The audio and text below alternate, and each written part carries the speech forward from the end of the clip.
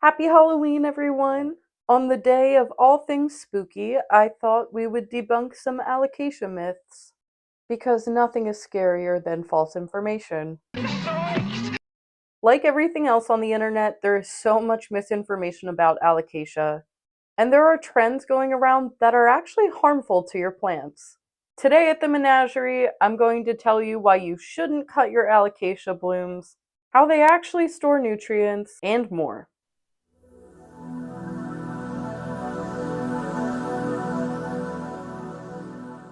The first myth we're going to debunk is that peeling your alocasia corms helps them grow faster. This is a very common practice in the alocasia world, and I even see peeled corms being sold online. But the layers are there for a reason. They're there to protect the more sensitive tissue inside, and when you remove these layers, you're exposing that sensitive tissue to pathogens, fungus, and potential physical damage. If you accidentally nick or scratch the corm, you're creating a potential spot for fungus or bacteria to get in and cause rot later down the line. So while some people might claim that peeling corms makes them grow faster, there is no scientific evidence behind it, and it's not really worth the risks. This comment also reiterates everything I said.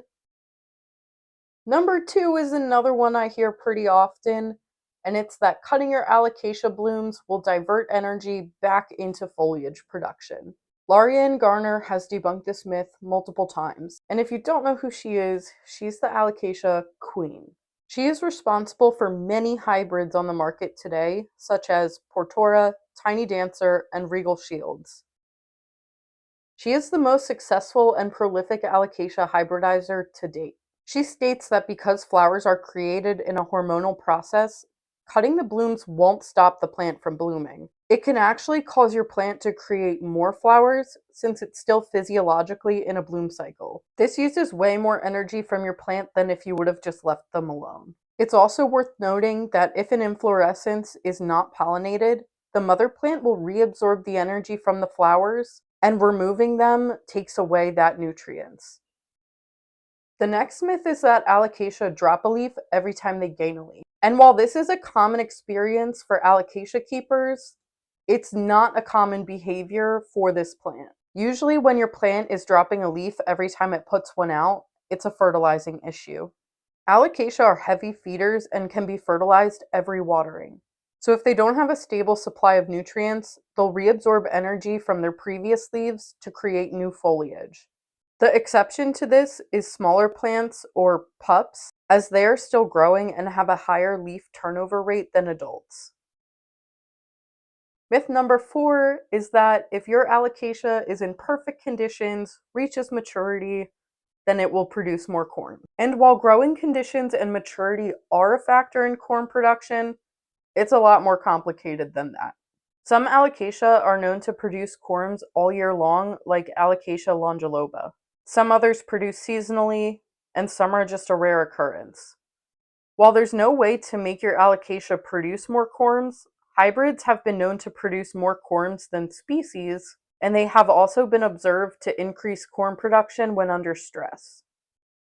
All of this info was from the Volume 7, 1984 release of Aeroidiana. While we're on the topic of corms, our next myth is that harvesting corms takes energy from the mother plant. In alocasia, the rhizome of the mother plant is its own nutrient storage. Alocasia don't actually produce true corms at all. They're more accurately called cormlets, and cormlets are purely reproductive organs. I think this myth is so common because you have to unpot your alocasia to get to the corms, and alocasia really don't like their bottoms being touched, so they often show signs of stress after repotting. The more likely cause of stress after corms were removed from a plant is that it didn't like its roots being disturbed, not the actual action of removing the corms. The second to last myth is that alocasia hybrids are sterile. Some hybrids have been observed or are believed to be sterile, such as Alocasia Regal Shields, but not all hybrids are sterile. Alocasia aurora is believed to be a naturally occurring hybrid, and that was the parent plant for the entire Safari series. The believed parentage of Alocasia simpo is leucowan crossed with sinuata, and Alocasia leucowan itself is a hybrid of Alocasia alba and Alocasia sinuata. Alocasia Cushing's mask is also a cross including a hybrid. Its parents are Longiloba crossed with Odora crossed with Macrorhizos. Alocasia Milo crossed with Alocasia silver dragon is the parentage of Alocasia dragon moon, and that hybrid was a parent to Alocasia locusta.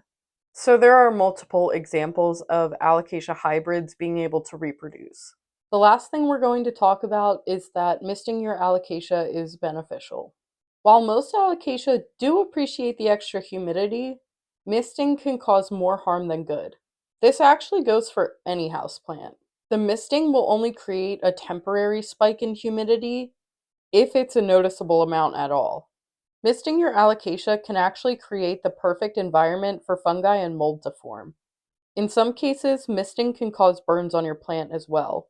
When water droplets form on the surface of the foliage, the sunlight intensifies on those spots like a magnifying glass. More effective ways of keeping the humidity up are a humidifier for the room or keeping your plants in a grow tent or cabinet. I'm going to be honest, I personally have never had a problem keeping them in ambient conditions, but if you live somewhere drier like Colorado or Arizona, you might want to consider adding some humidity. I hope you enjoyed this video and maybe learned a thing or two today. If you want to learn more about different plants, I post every Friday, and this is the sneak peek into next week's video. Stay spooky, and I'll see you next time.